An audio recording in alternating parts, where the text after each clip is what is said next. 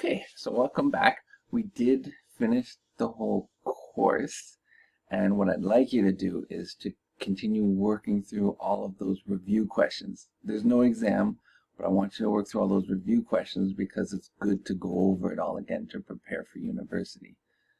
Okay, and what I will do is I will post a Google Form quiz next week, which will just have a couple questions for every unit. It's not an exam, but it'll be like a course quest. All right. Also, make sure you look that we are having a modern physics guest speaker from Waterloo University. So check the post I made on the main screen. And what I've decided to do with this extra time we have, since we don't have exams, is to actually properly go through all my PowerPoints and lessons for chapters 4 and 5, which I taught you in one day before March break. But in my defense, on that day, I had no idea we would still be at homes in June. It is what it is. But at least now I have the time to go over chapters 4 and 5 properly. Now, I did already post all of these, I think, on the main page, all the answers. But I will go over them here. And then I'll just post these videos for this week and next week to go over chapters 4 and 5. All right. So let's start with chapter 4, work and energy. Today is pretty much going to be about work. Hold on, I can't change slides. There we go. And for the first half of the course, we would use things like initial and final, which is fine. You use whatever notation you prefer. Right? You have initial velocity and final velocity. But in this case, instead of writing initial and final, this is just going to be V for initial and V prime for final. Okay. In calculus by now, you've probably done derivatives and you've probably seen that that prime is used as a derivative. But in university, like the first derivative of the velocity after whatever, we use dots to represent derivative, at least in physics anyways. Okay. And you can also write them in the full notation dv by dt. That would be the proper way to do it. So, getting back to it, work. So work is a dot product between force and displacement. Force and displacement are both vectors, and you know the dot product gives you a scalar quantity. So work is a scalar quantity. But I love work because what it is it is sort of, it's not sort of, it is a bridge between forces and energy. And that's what work is.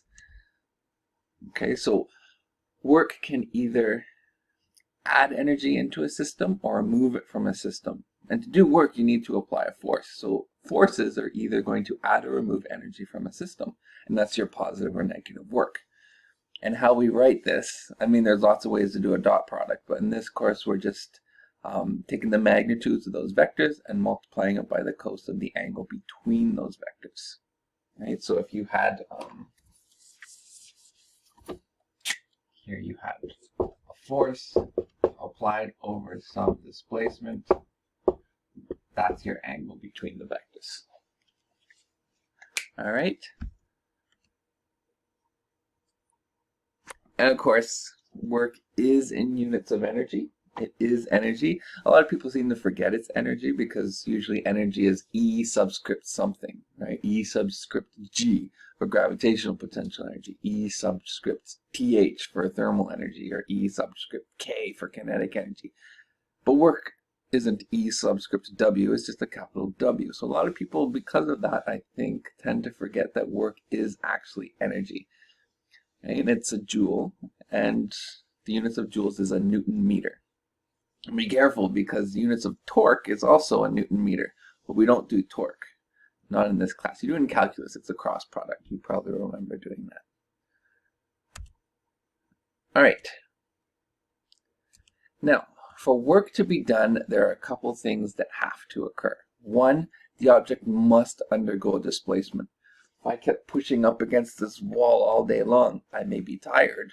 I may be applying a force, but I'm not causing that wall to undergo any displacement. So I've done nothing all day. Next, you have to have a non-zero component of force in the direction of displacement. Okay, this pretty much says that if force and displacement are perpendicular to each other, for example, if I were holding, just holding a box here, right, and moving this way, like walking this way, well, my force is up, but its displacement is forward. Those are perpendicular. Now, also work is also, I kind of like to say it's almost a relative term because it depends on work done by what. And we could talk about total work being done, and we can add all the work being done on the object. In this case, moving like this, yeah, the total work is not zero. But the work done by me on this box is zero. So in this case, if I were to move this way, why is the total work not zero? What work is actually being done on the box? Now think about it for a second. Okay, it's actually static friction. Because if there's no friction between my hand and this box as I move this way, just ignore this hand, as I move this way, the box should stay where it is and then just fall. And then gravity is doing work on it. But static friction is what keeps it to my hand as I move it forward. In this case, the force of static friction is also forward. So static friction is doing work in that case. But you have to be careful about the questions that are asked, right? The question can simply say, how much work is being done by Mr. Frangino? In which case you would say 0. Okay, now let's look at the types of work. We have positive work. Positive work is just when a force or a component of the force is in the same direction as your displacement. Right? So let's say you have a box and you attach a rope to the box and you pull on the rope at some angle and causes it to go forward. Okay, this is positive work. Just like that. That took a long time to do. All right. Lifting a box up is positive work for the person. In that case, gravity is doing negative work, but the actual person lifting up the box is doing positive work. Okay, in all these situations, the angle between force and displacement is less than 90 degrees. Zero work, well, that's when the angle is 90 degrees. Okay, and there's another situation where you have zero work. I've gone over the example of pushing up against a wall or holding a book and moving to the side. But another example which we've talked about a lot, which you may not remember at this point, but we did do a unit back when we were in school on circular motion. And circular motion does zero work. Think about it. Let's take a planet, or take the moon orbiting Earth. Okay, well, gravity is inwards, but it's orbiting, so at any point in time, it's moving perpendicular to that direction. And so your displacement and force at any instant in time are perpendicular to each other. And so you do no work. So that's another interesting case of zero work, which is something we don't talk about in grade 11 because we don't do circular motion in grade 11. Negative work is when theta is greater than 90 degrees. Okay, and in this case, well, you can try it on a calculator. The cos of 100 is a negative number. And you probably know your quadrants anyways by now. But let's look at an example of this. I already mentioned this. If you're lifting up a book, you may be doing positive work, but gravity is doing negative work. So that's an example of negative work. Also, kinetic friction is a great example of negative work. Right? If something's moving along a surface and kinetic friction is acting on it, causing it to slow down, well, that's negative work. Now, I mentioned that kinetic friction, which does negative work, causes an object to slow down. Think about energies. Do you remember, let me come back to that. Yeah, I'll come back to the example because I'm on a certain train of thought. Think of energies here. Right? If it's slowing down, it's losing energy. Well, it's losing kinetic energy anyways. Friction, yeah. Energy is still being conserved. Friction is creating thermal energy. Okay, but it's removing kinetic energy from a system. And that's important to note. The work energy theorem says that the total work acting on a system the change in its kinetic energy. Okay, not the change in its total energy, change in its kinetic energy. So if I push a block and I'm pushing it so it's increasing, it's accelerating, so it's increasing its speed, well, I'm doing a certain amount of work. There might be friction on there, so let's just do a free body diagram. I have an applied force. There might be friction, but it might be a little bit. So obviously, in this case, there's an acceleration forward. Okay. I'm doing a certain amount of work. Friction's doing some work, but you can tell that the total work, you can almost say that total work is, well, not can almost, you can say that total work is also the sum of all forces times your displacement. So if you found that net force, right, and you dotted it with displacement, that's also total work. So the net force in this case would be forward, and your net force is in the same direction as displacement, and so that's positive work, and positive work increases the energy of the system, in this case, giving it more kinetic energy. However, if you stopped applying that force, it's moving at a certain speed now. The only thing there is friction. Right? Friction is now going to be removing energy because it does negative work. So it's going to remove energy, and so you are going to lose energy from the system. Okay. All right. So let me go back to this. This is another great example, and we're going to come back to a force distance diagram when we talk about springs. Now, most of the time in grade 11 and, well, in the beginning of grade 12, when you're looking at a force applied to the object, that force is constant. So that's great. You can say that the force is simply, use your equation, do force times displacement equals work done. But if force is changing, right, if you have a diagram, right, and force is somehow changing, right, over a certain displacement, well, you can't just do force times displacement, because the question is, well, which force would you use? This one, this one, this one, this one? I don't know. Right? You can't use any of them. You could probably use the average, but finding the average over that whole displacement, finding the average for every little point, it's a tricky business, right? So in this case, you'd use calculus. You'd take if you haven't learned this yet, you don't learn integrals in high school. But the opposite of a derivative is called an integral. And if you take the integral of this, whatever that function is, if you take the integral of that function, you will actually be able to calculate the area under that graph. Right? And that'll immediately tell you the work done in a more complicated case where force is not constant. All right, let's try this first example. It's not too hard. We just have a loaded grocery cart of mass 24.5 kilograms is pushed along an aisle by an applied force of 14.2 newtons, 22 degrees below the horizontal. Okay, so here's our free body diagram. We're pushing it down on an angle. That makes sense. Nobody pushes a grocery cart like this. You push it like this. Okay, so we're pushing it down on an angle. There's our force, and of course it's moving across the floor. So there's our displacement. And the angle between them, theta, 22 degrees. So how much work is done by the applied force if the aisle is 14.8 meters long? This is kind of plug and play. Work equals magnitude of force times displacement times the cos of that angle, theta, which is 14.2 newtons. I should make this bigger since we're doing an example. There we go, 14.2 newtons. Can't see the example anymore. 14.8 meters, and the angle was 22 degrees. Okay, and you just punch that on your calculator, making sure that it's in degrees, not radians. It's a mistake I see all the time.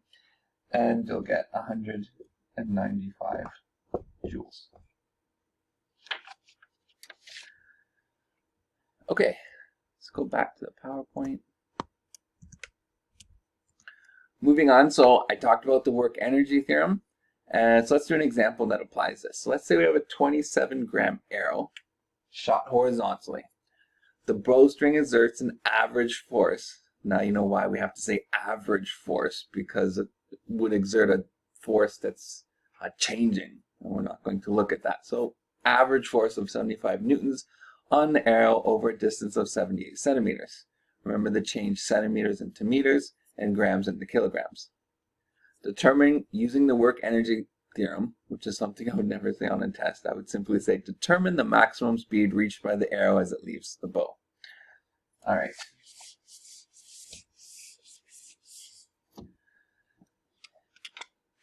Now you could use this as a force example. You could draw a free body diagram, calculate acceleration, and from acceleration, knowing initial velocity is 0, you can then move and calculate what the final speed is.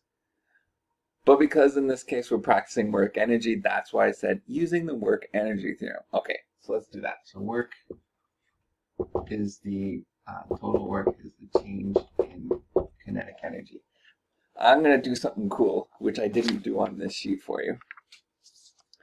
But I'm going to assume we don't know what the initial velocity is or anything like that. So I'm just going to leave everything in terms of variables.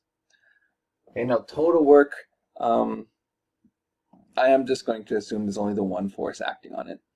Okay, so that's just force times displacement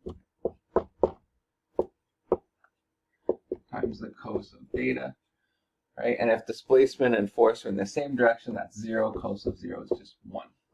And that equals 1/2 mv prime squared minus 1/2 mv initial squared, right? Final minus initial for kinetic energy. Okay, so we have force times displacement equals that. Now the cool thing is, well, from here you can simply make this whole term 0 because we know initial velocity is 0. Okay? And then you can just multiply by 2 like this. You just go, v prime is the square root of 2 times force times the displacement over the mass. Okay, and you can do that and plug in your numbers and you'll get 66 meters per second. Just remember to change 27 grams into 0.027 kilograms and 78 centimeters into 0.78 meters. However, the cool thing is, if I leave it like that and I say, well, the force, since this force is the net force, we have one force acting on it, I can say that force is our mass times acceleration. If I want to do this with forces, I start with energy, but I write this in as forces, right? Times by displacement equals 1/2 mv final squared minus 1/2 mv initial squared. Mass is in every term, and I know mass isn't 0, so I can cancel out mass. Right? I can multiply everything by d, sorry, not d, by 2.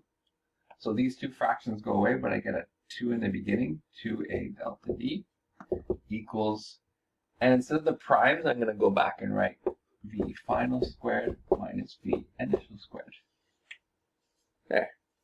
And I didn't make this big, so you probably can't see me. Hopefully you could see what I was doing there. Now, does that equation ring any bells? It's one of your motion equations, isn't it?